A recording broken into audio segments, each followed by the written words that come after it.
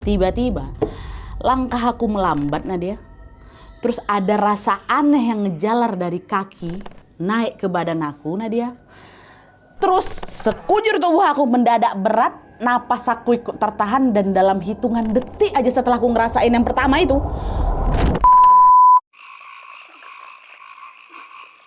hai, wassalamualaikum warahmatullahi wabarakatuh. Terima kasih sudah klik video ini. Wah, di malam ini aku akan kembali lagi membawakan kisah horor Wawa part 367 ya. Sebelum masuk ke ceritanya, aku mau nanya dulu sama kalian, di daerah kalian ini ada urban legend yang terkenal sejak kalian masih kecil nggak, Wak? Terus kalian percaya nggak sama urban legend itu? Nah, cerita kali ini, Wak, dialami sama Wawa kita yang berkaitan sama sosok urban legend penunggu jembatan di kampung halamannya. Yang dari kecil cerita soal urban legend ini emang udah lama kali Wawa dengar dan memang seterkenal itu Nat kisahnya. Awalnya Wawa ini cuma nganggap ya udah cuma cerita biasa aja untuk nakut-nakutin anak kecil ya kan. Tapi pas Wawa udah dewasa, Wak, ternyata Wawa ngalamin sendiri kejadian horor yang berkaitan sama si urban legend itu tadi. Bahkan kejadian horor yang menimpa si Wawa ini bikin Wawa takut, traumanya tuh sampai sekarang. Penasaran sama kisah selengkapnya? Jadi tanpa berlama-lama kita langsung masuk aja ke ceritanya ya. Check it out.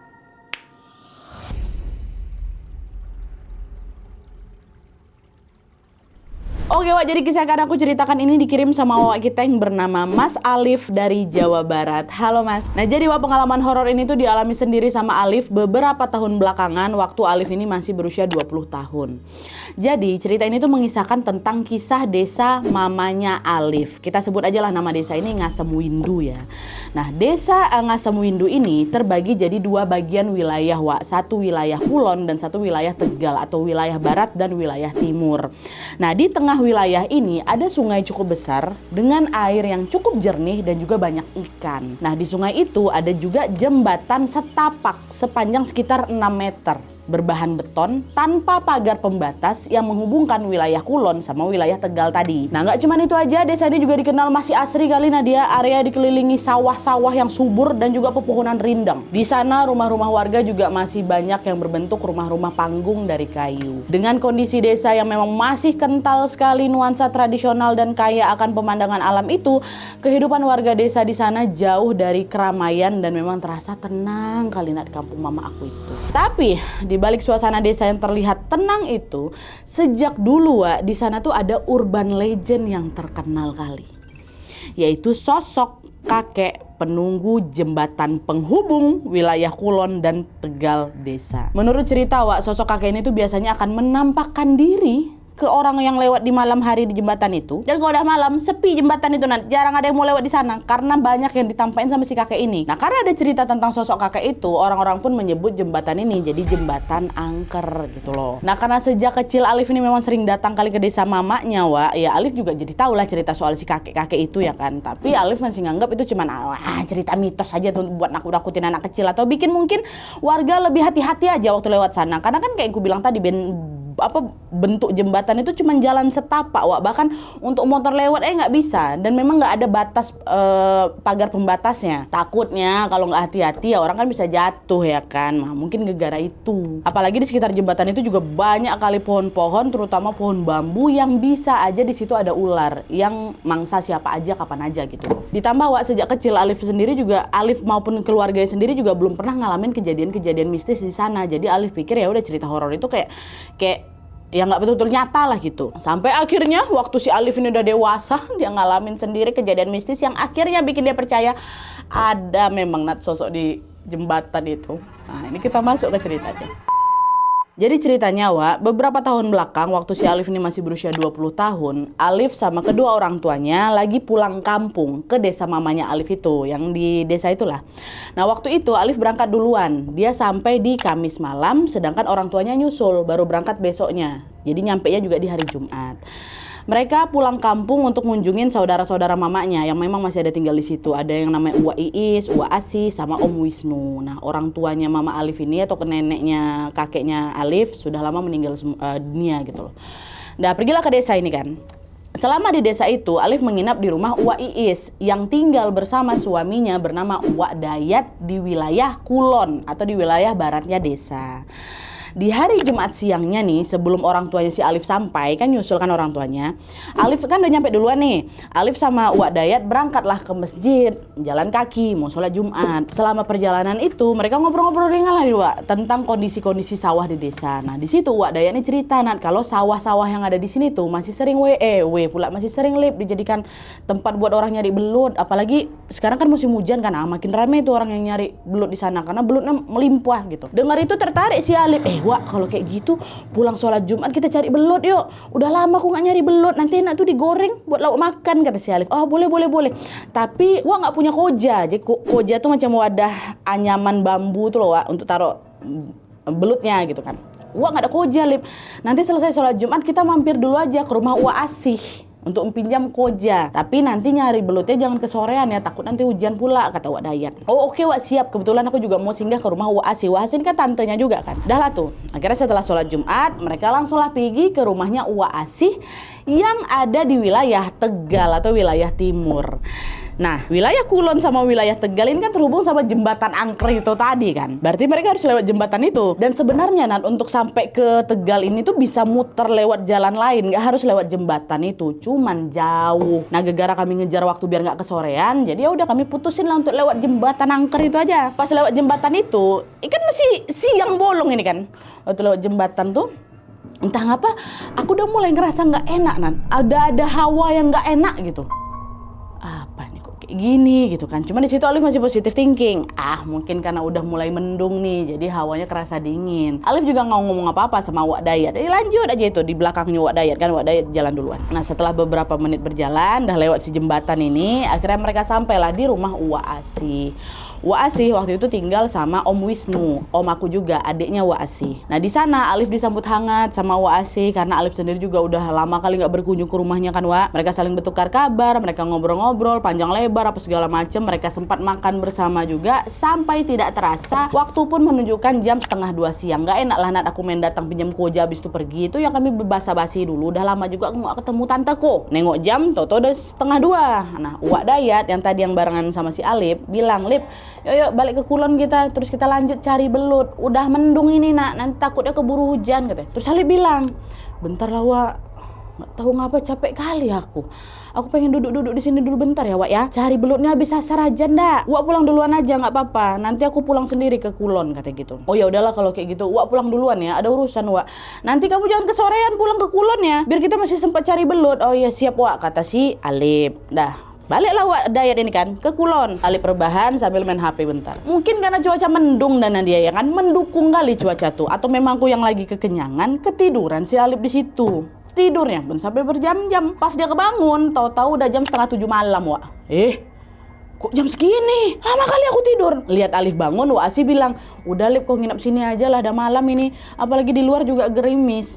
Wak khawatir kalau misalnya kamu pulang sekarang takut ada apa-apa pula nanti di jalan. Enggak lah, Wak, aku mau pulang aja. Nggak enak juga kalau misalnya aku nginep, soalnya mama sama ayah udah nyampe, udah di Kulon, dicariin aku. Ya iya, tadi Wak Dayat kesini lagi dan dia ngasih tahu memang kalau mama sama bapak Unmu udah nyampe sekitar jam 3 tadi di rumahnya. Cuman belum sempat kesini, katanya mau istirahat dulu, capek.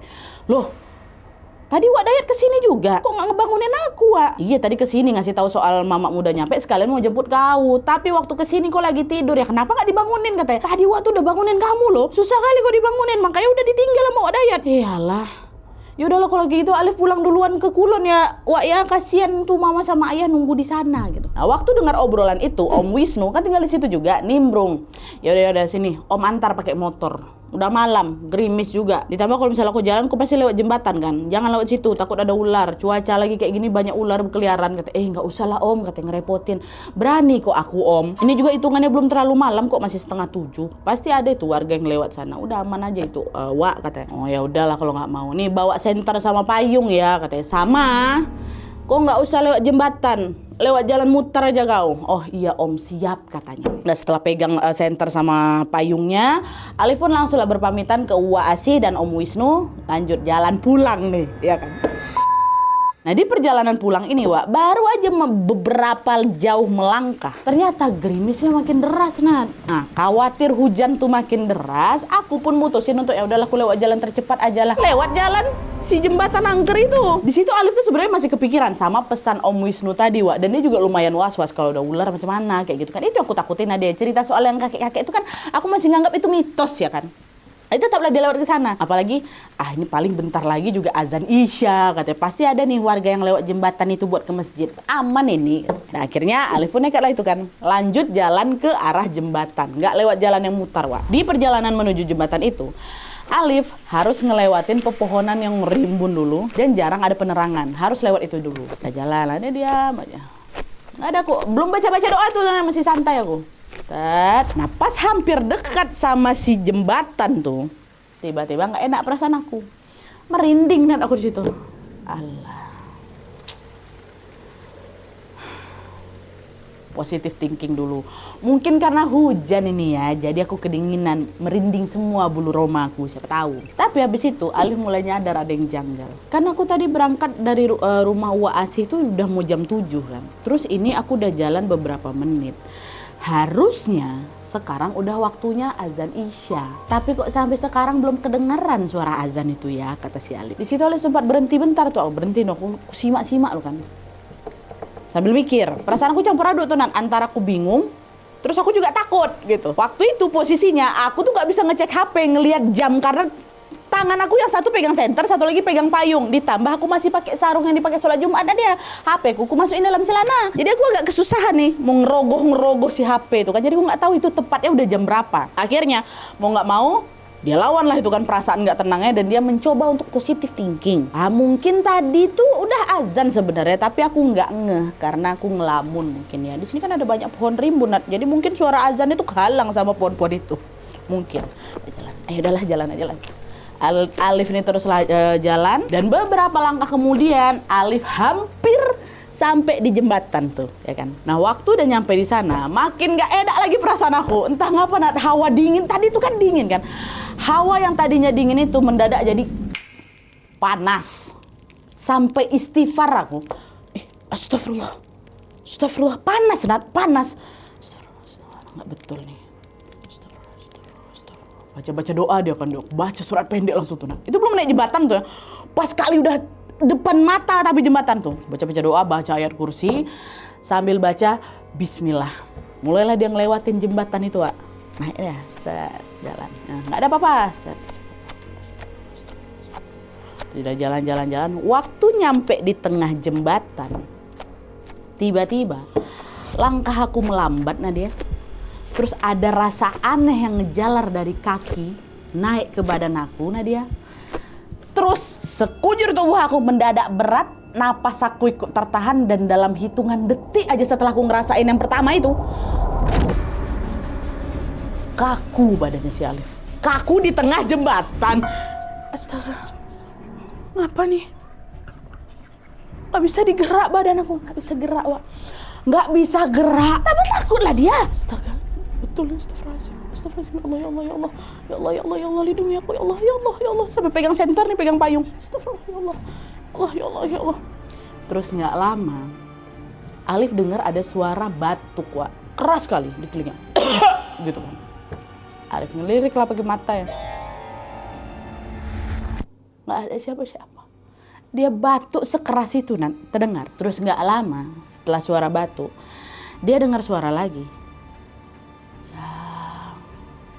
Jang tuh ujang, Wak, bahasa Sunda untuk panggilan anak laki-laki. Jang, gitu. Awalnya pelan memang, Jang,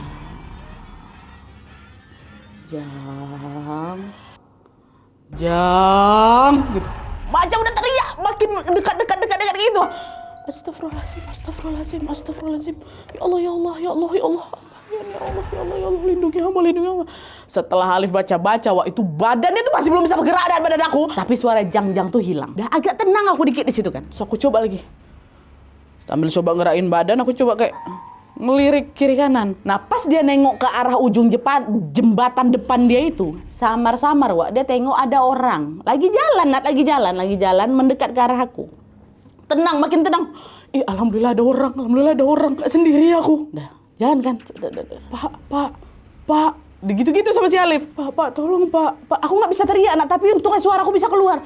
Pak, tolong. Dari Jawa orang tuh memang kelihatan senormal itu. Nah dia berjalan di atas jembatan gitu kan. Orang berjalan di atas jembatan kayak gimana. Tapi makin lama dia makin mendekat, semakin jelas kalau ternyata orang itu adalah kakek-kakek. Wajahnya hancur, berdarah, bola matanya keluar satu, badannya gosong dan dia membungkuk. Astagfirullah, apa nih aku tengok nih? Nggak mungkin nih. Astagfirullah. Itu aku saking nggak percaya sama apa yang aku tengok di depan tuh, dan aku sampai buka tutup mata gitu loh. Tapi makin aku kayak gitu, makin kelihatan jelas itu sosoknya. Di situ bukan teriak lagi, bukan doa lagi. Nah dia aku nangis, aku Astagfirullah. Badan gak bisa bergerak. Allah. Untungnya setelah aku baca beberapa kali doa, nah dia bisa digerakkan badanku. Itu udah gak mikir-mikir lagi. Aku langsung balik badan. Kan gak mau lah aku ke depan. Aku balik badan, aku lari sekecang mungkin. Itu senter sama payung udah aku lempar gitu. Wah, kotak si Alif ya kan. Tapi belum lama si Alif ini kabur, Wak. Tiba-tiba sosok ada di belakang dia. Set, udah ada depannya. Gitu. Dan waktu itu Nat, kondisi sudah hujan deras, bukan gerimis lagi. Kok bayangkanlah itu kalau ada di posisi Alif. Astagfirullahaladzim. Dia balik badan, ada lagi depan dia. Balik lagi, muncul lagi. Dan setiap kali si kakek ini muncul, Wak, dia nggak diam ya, tapi sambil Jang, incu aki, kadia Jang, iya aki, Jang. Aki, ayo ngilu jeng aki, kata. Nak, cucu atuk, nak, ini atuk, nak, cucunya atuk, ayo ikut sama atuk, kata. Itu katanya. Itu Nat, aku bola ke sana dia ada, bola lagi sini dia ada. Astagfirullahaladzim. Nah, pas aku muter berlari kabur yang entahlah keseberapa kalinya itu, sosok tuh nggak muncul lagi, Wak. Tapi anehnya pas sosok itu nggak muncul, aku malah nggak nemu ujung jembatan. Kan nggak muncul ya kan, lari nggak muncul ya nih. Tapi udah berlari kencang-kencang, kok nggak nyampe ke ujung, nggak nyampe aku ke ujung. Akhirnya aku putar balik lagi ya kan, ke arah si Tegal lagi, entah arah mana lah, pokoknya putar balik lagi, berlari lagi, nggak muncul sosok itu. Tapi aku nggak sampai di ujung jembatan. Nah dia, kok nyampe nih, stop bro, itu berlari, aku tengok aku berlari kok Nat. Balik badan lagi, gitu lagi. Memang nggak muncul sosok tuh, tapi nggak sampai aku sampai ujung. Itu padahal Nat, jembatan tuh tadi panjangnya berapa? 6 meter cuman kan. Apa nih? Jadi macam aku diputar-putar di situ ya, berlari, entahlah berlari di tempat apa kayak gimana, entar jembatannya jadi memanjang apa kayak gitu. Macam gak bisa kabur aku di jembatan tuh Nat. Nah sampai di pelarian yang entah keberapa nih, Wak. Ya mungkin gegara pastilah, bukan mungkin lagi, pasti dia panik. Tersandung si Alif ini, tersandung. Di jembatan tuh kan gak ada pembatas kan, Wak. Terjatuh Alif ke bawah tuh, jatuh ke sungai itu. Itu aku terjatuh tuh Nat, aku udah pikir meninggal aku nih. Astagfirullah gitu kan. Dan kalian tahu pas badannya si Alif tuh tergeletak, ternyata di situ Alif masih tetap ada di jembatan, Wak. Astagfirullahaladzim, merinding aku. Jatuh nih. Meninggal aku, mati aku tuh paling ngadar di jembatan itu lagi. Aduh, astagfirullah, epic banget. Dengan napas yang udah nggak karu-karuan itu, betul ini. Astagfirullah. Bangun aku lagi, nah dia kabur lagi. Nggak sempat aku pikir apa-apa. Seperti aku mau pergi dari jembatan ini. Tapi waktu udah mau berlari lagi, aku tengok ke arah kaki aku. Ada tangan si kakek itu Nat, lagi dipegang ya kaki aku.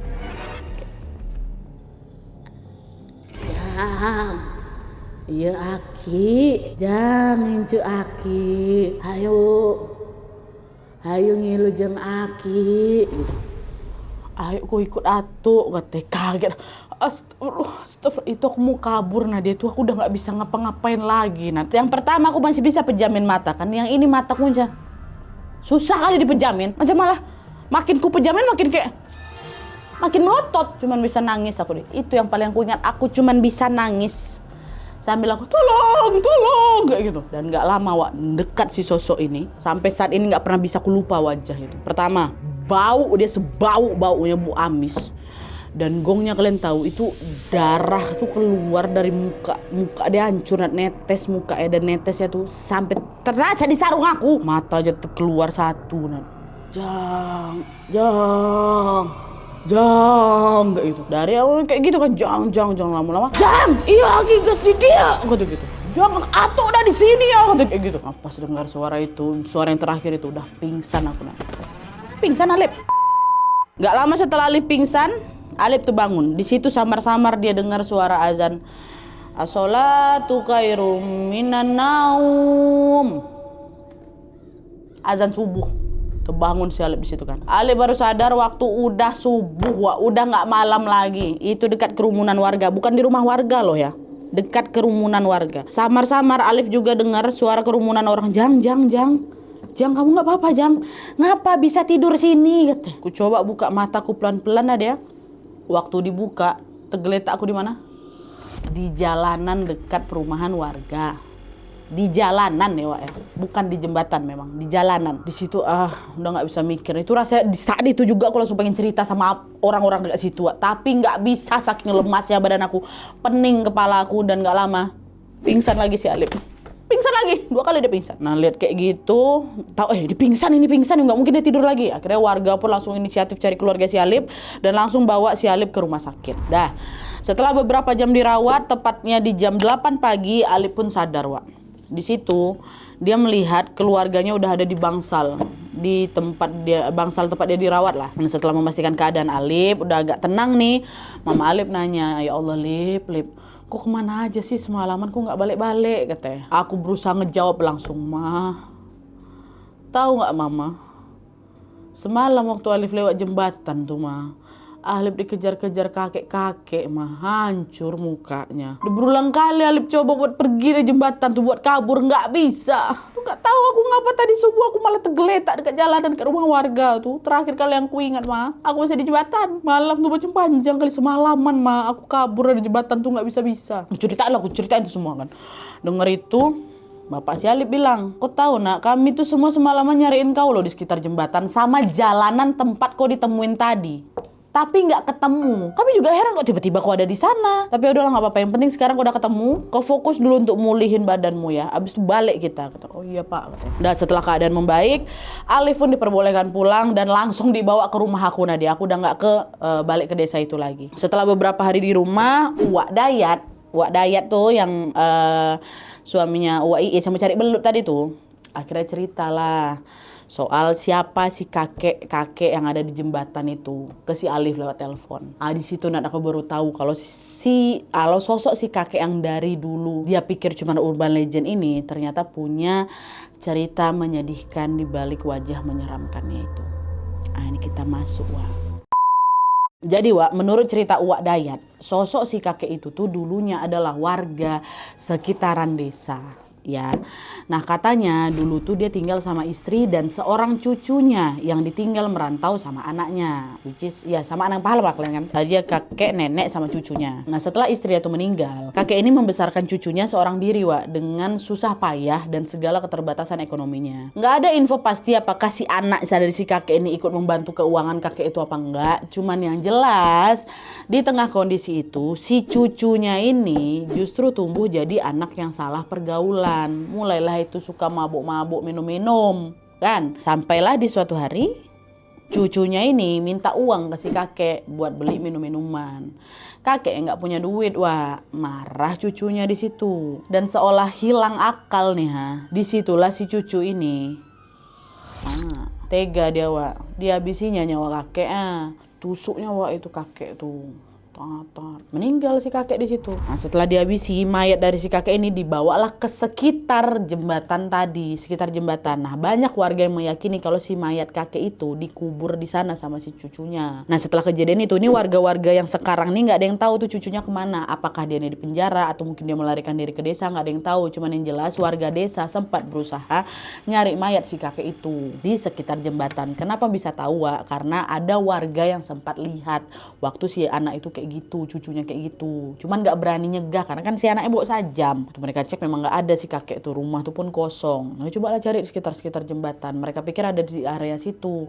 Mereka mau ambil, mau evakuasi jasad si kakek itulah biar bisa dimakamkan dengan layak. Tapi entah karena tertimbun tanah yang memang udah lumayan dalam atau hilang gitu aja, mayat si kakek tadi tuh nggak pernah ditemuin sampai sekarang, kata warga, kata Wak Dayat ini ya. Nah, setelah tragedi itu, warga desa pun mulai melihat penampakan sosok kakek di jembatan itu, terutama di malam hari. Dari sanalah mereka nganggap sosok si kakek itu, kakek yang menampakkan diri itu arwah kakek yang udah dihabisi sama cucunya tadi. Kata Alif, sampai sekarang Nat, katanya sosok itu masih sering nampakin diri ke beberapa warga yang lewat jembatan. Katanya. Setelah mengalami kejadian horor di jembatan itu, sampai sekarang pun aku masih ketakutan ada. Sampai sekarang aku masih kepikiran.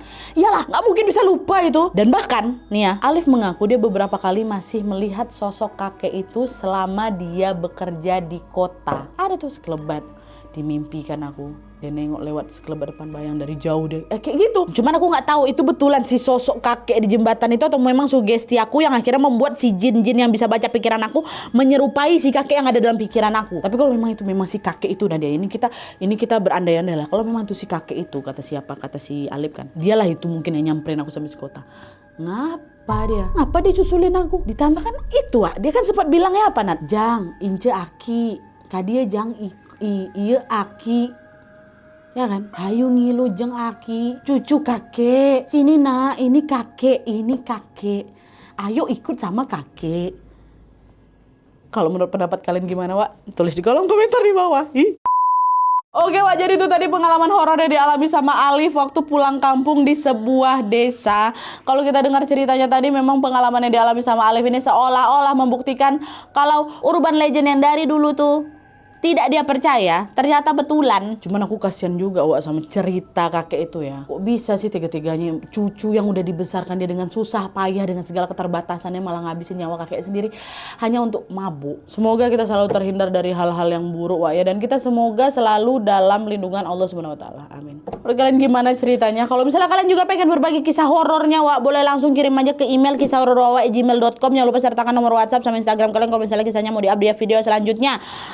Mengirimkan kisah ke Nadia berarti sudah siap videonya dinaikkan kapan saja. Thank you.